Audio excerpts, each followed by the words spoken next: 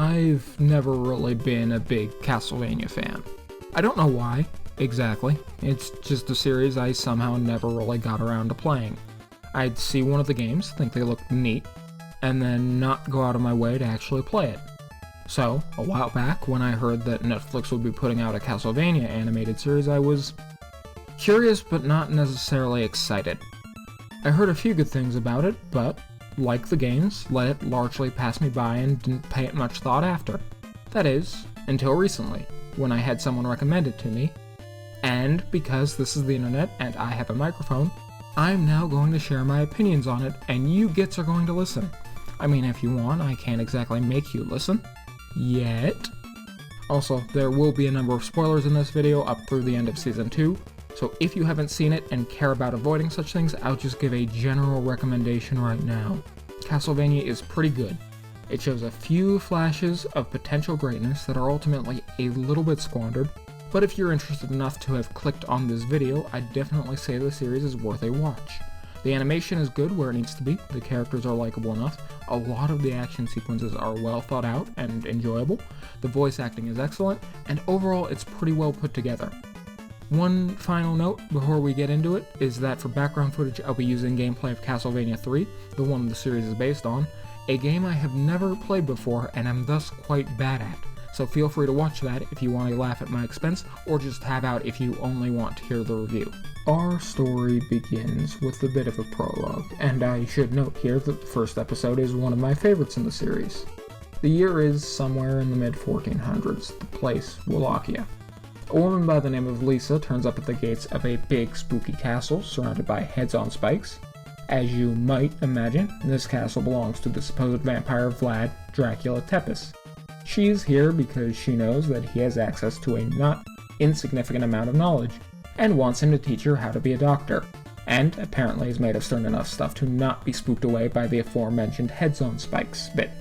They talk for a bit, and somewhat hit it off. Dracula offers both to teach her how to heal people, as well as to show her the other reason they call him the Impaler, if you know what I mean. From there, we cut forward a few decades, they've married, Vlad is off traveling the world at her insistence that will give him a more positive view of humanity, and Lisa is about to be burned to death as a witch by the Catholic Church.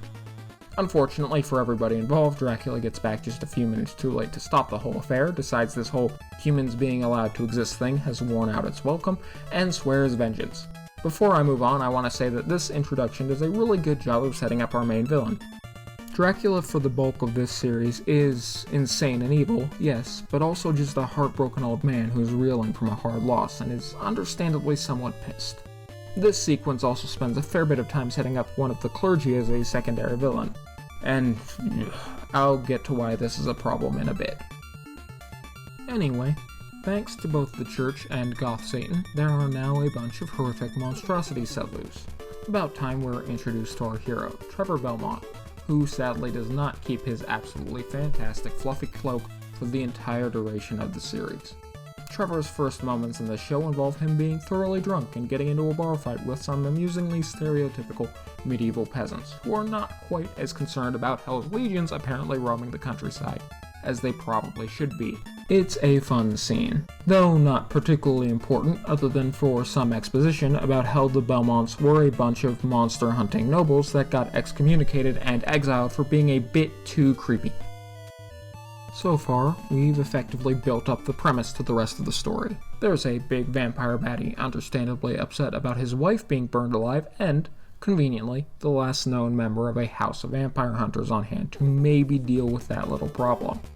Now, this is also where we start to run into some of the problems with pacing and weird structural choices that hold the show back a bit. Let me walk you through the gist of the first season and you'll see what I mean. Now booted from the inn, our murder hobo hero wanders his way towards some town I can't quite bother remembering the name of, that happens to be under constant threat of monster attacks. There, he immediately finds some thugs dressed like priests harassing an old man, and promptly scares them off minus some important bits each. The old man introduces himself as a speaker, a bunch of pagan wizards who roam around collecting knowledge as a sort of oral history. He takes Trevor back to the rest of his group and explains the situation. They've been doing their best to protect the town, but the locals are under the impression that, Being not exactly the most Christian bunch around, the speakers themselves are the reason the monsters are here, and are about, say, a couple episodes worth of time from forming up a mob to get rid of them. This show does not offer a particularly charitable view of the populace at large. He also tells Trevor about a legend they've heard that there's a bunch of catacombs nearby in which some slumbering hero is waiting King Under the Mountain style to come save them all, and one of their own is missing in action after going to investigate.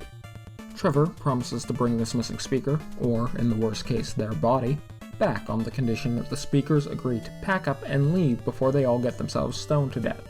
So far, so good, although some of the exposition has been a bit slow and not particularly graceful. Trevor enters the catacombs and soon encounters a Cyclops with what is essentially a carbonite laser eye.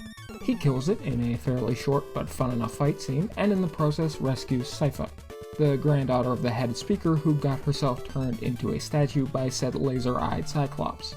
So, Sypha and Trevor bicker a bit, both for the sake of bickering. All of our protagonists are kind of dicks, and because as far as Sypha is concerned they're already in the catacombs, so they might as well keep going and find this sleeping soldier of hers.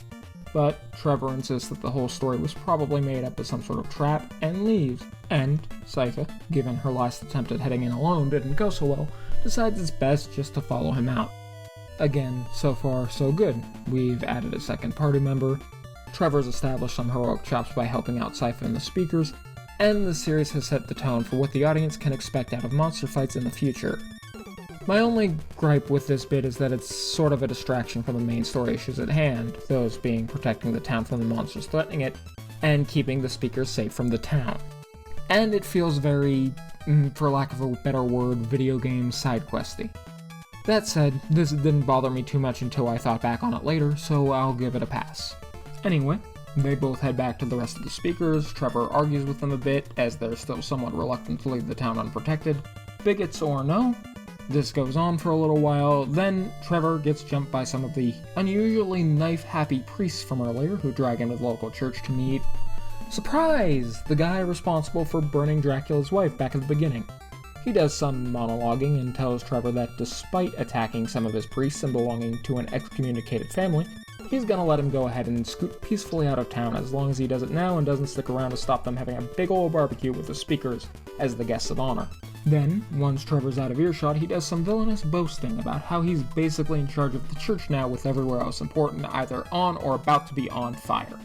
Remember this bit, I'll bring it back up in a minute. Now, while Trevor may be kind of a dick, he's not a bad guy, so he can't exactly let the speakers all get murdered even if they're showing a blatant disregard for their own safety. So he goes back, has another scene where he argues with them, and then some inspiring nonsense about how it's worse to have lived and not tried to do right than die being heroic and such is said. And Trevor decides to stay and deal with the situation while the speakers go hide in the catacombs? This was a bit weird, as I was under the impression they wanted to stay to help with the monsters, but I suppose if a certified vampire slayer is hanging around, they figure they can leave it in his capable, albeit alcoholic, hands. He waits for the angry mob to show up, does some fighting, does some running, and these do include some nice action sequences, and eventually gets them to back down with some help from Sypha, the only one of the speakers to stick around. Unfortunately for everybody, now it's nightfall, which means it's time for the monsters to show up. There's a brief sequence where Trevor and Sypha rally the townsfolk, with Trevor giving a few tips about how to fight the monsters, like telling everyone to put salt on their weapons or getting the unwashed peasants into something resembling a formation, then a short fight. Meanwhile, the bishop from earlier gets attacked in the church and murdered. You remember that scene where he told Trevor to get out? That bit about him getting focused during the witch burning at the beginning? This is where I have a problem with it. Season 1 is only 4 episodes. 4. And Castlevania is not some miniseries with hour or hour and a half long episodes. Screen time is a valuable commodity here, and thus far the bishop has gotten significantly more of it than, say, Sypha. He's been built up as a significant threat, an additional force to be worried about beyond the armies of the night. And he gets tossed in the can by a couple nameless, largely personalityless mooks. The series does not have the time to be throwing away characters it's invested so much in already, especially when a lot of other ideas, like Trevor rallying the mob to fight off the army of the night, feel like they got tossed in a bit half-baked and rushed due to the lack of a time to flesh them out. Anyway, with the battle won, the ground suddenly drops away beneath Trevor and Sypha to deposit them back into the catacombs. After dodging a few traps, they wind up in a big, fancy room with a coffin in it. Surprise, surprise, the coffin opens to reveal Alucard, who had been hiding away to heal up after his dad quite violently kicked him out of the house without even having the courtesy to give him time to put on a shirt first. Given that he is a vampire and Trevor comes from a family of vampire hunters, and isn't entirely sure that's not Dracula himself they're talking with, they have a big, cool fight that ends in a standoff. And this is my other big problem with the first season. This fight, while very big and very cool, means nothing. There's no narrative purpose to it. None. Alucard could avoid the whole thing trivially by just saying out the gate, "I'm on your side, let's go kill my dad," instead of acting all mysterious and vaguely menacing. There's no ideological or personal purpose behind it either. Both Treffy and Aculid right here are pretty much already agreed on not liking people all that much, but still being generally anti-human extinction.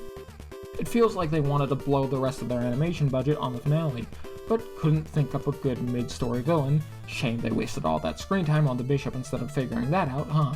And so just decided to make the protagonist fight for no reason. Now, while talking with someone about this, I was told that this is meant to be a moment from the game, and if so, okay, I guess, but it seems like kind of a waste to use your season's biggest fight scene and the end of its final episode on a bit of fan service. It takes this long, a third of the whole series, to get the party together and feel like we can actually start the story proper. And that's the first season. I won't go into the same play-by-play for the second because it would take a lot longer and because I don't think it's quite as necessary to make the points I want to make about it, as the second season sticks with the same general storylines for the whole duration. Now, I want to say up front that I think the second season is put together a lot better than the first, and it having 8 episodes instead of 4 means that it gets a lot more room to stretch. Everything the first season did well, the designs, the animation, the action scenes, the voice acting, is all still great here, there's just more time to make use of them. We spend the entirety of the second season switching between 2 perspectives. The first is our heroes, now finally with the whole party together, traveling to the old Belmont Hold to find a way to trap and kill Dracula. Everything we see here is pretty good, and I only want to highlight one detail that stood out to me. There's something charming about the dialogue and the way these characters interact. Like I said earlier, they're all kind of dicks, and there's a lot of back and forth giving each other shit. But a lot of it isn't super snappy or witty or cleanly written in a way that I think, whether this was intentional or not, makes it feel a bit more real. Like these are just a bunch of dysfunctional assholes trying to get along. As an example, there's a bit where Sypha goes to make some preparations for their journey and tells Treffy and not Dracula to not kill each other while she's gone. And Trevor immediately points at Alucard and tells him deadpan to eat shit and die. That's not funny, and it's not even remotely clever, but it's kind of charming in a deliberately bad joke sort of way. The other thing the series spends a lot of time on is an arc about Dracula's court full of vampires trying to organize a war council, and eventually some amount of scheming and backstabbing. This is not as well executed, in my opinion. There's some good bits here. I dare anyone to tell me to my face that they don't think Godbrand the Vampire Viking is a fun character, but there's just a few core problems with these segments. The first 2 are just a bit of personal preference on my part, but I don't feel like a bunch of people talking about war planning works well when we can't actually see the war in any real fashion. As far as the viewer is aware, there's only 3 people who can actually fight back to any effective degree. The conversations we get to see don't give us any information on how things are progressing, about how many have died, about what the human population is doing to protect themselves, anything. Only a few things about how the war isn't orderly enough. Not a big deal, just something that bothered me. The other nitpick is that Dracula's court is a bit, well, boring. Godbrand is fun, and Isaac gets a few cool moments, but all we see are vampires and a few self-loathing humans. Where's Death? Where are the flying Medusa heads? We get a cool fight between Trevor and a bunch of weird, unique monsters like the blind goat demon with a spear in the Belmont Hold. Why can't we see more of those? Again, unlike some of my other complaints, I don't think this actively takes away from this show. It's just a thought I had while watching. The actual biggest problem I have with these scenes is similar to my complaint about the Bishop, except on a slightly larger scale. Any time spent on a plot to overthrow Dracula is kind of pointless. We know it isn't going to work. There's no way the heroes are going to show up and find Dracula already staked by someone else. The whole subplot just falls a bit flat. No real surprises, nothing particularly engaging about it for most of the runtime. Although I will give the show credit in that it does manage to set up a handful of legitimately really cool payoffs, like Dracula pushing Isaac out of harm's way during the final battle, or the big holy water wave when the castle teleports away. It just seems like the subplot drags a little longer than it needs to set those couple of good bits up, and outside of those payoffs it isn't really that interesting. Again, that time probably could have been better served elsewhere, either focused on Dracula himself or on the heroes. I just want to say one more thing before we're done here. The clincher, the reason I cannot, despite my being a nitpicky prick, do anything but recommend this show. The entire penultimate episode of Season 2, and at the time of writing the series as a whole, is fantastic. When the heroes finally get to the castle, the main theme from the game kicks in and there's some fantastically thought out animated fight scenes. The whole confrontation with Dracula is amazing, down to the smallest detail. For example, there's a bit where Alucard is flash-stepping back and forth as he hits him, and Graham McTavish, Dracula's voice actor, gives this perfect grunt that's just the right amount of slightly hurt and just really annoyed before Dracula clobbers him. It's a very minor thing, but it's literally objectively perfect. And I won't spoil it here, but the end of the fight actually had me tearing up a little bit. I almost feel like even if you didn't want to watch anything else from this series, Season 2 Episode 7 is worth it on its own. No context needed, just go look at the amount of effort and detail put into these couple of scenes, and appreciate it. And then the last episode's just there to wind down and tie up a few loose ends, but maybe set up Season 3. I know I've complained a lot here about wasted time, about the show maybe not doing things as efficiently as I'd like, and I know that it probably comes across as a little unfair, as no doubt anything I could suggest filling that time with instead would be ripe with its own problems. It's very easy to sit here and nitpick what a writer chooses to do instead of actually doing it myself. But, well, let me explain why it bothered me so much, using two examples. Maybe you'll get what I mean. The first is a line by Sypha during the final episode about how Trevor's grown as a person since she met him and has almost made himself into something resembling a proper hero. And my first thought on hearing that line was, really? He's a bit less abrasive during the second season, and we get a couple moments of him kinda sorta giving battle orders and being a leader for just a few seconds.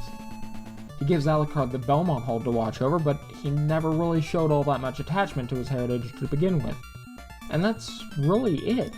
If that's the arc they wanted to have Trevor go through, it feels a bit like marking off an item on a checklist. Sure, hero becoming a better person, done that, now on to the scene where the vampires fight each other. The other thing that really helped emphasize my disappointment with how the series chose to spend its time is that, over the course of the series, and especially towards the end, we get a couple really good shots of the castle from the outside, and it looks ripped right out of the art from the video game. Trevor early on gives a description about how it's supposed to be full of all sorts of weird traps and torches that light on their own and other spooky nonsense. And when the heroes actually get there, the coup attempt is left basically undefended, and the heroes just have to fight in a couple fancy but otherwise not super interesting hallways.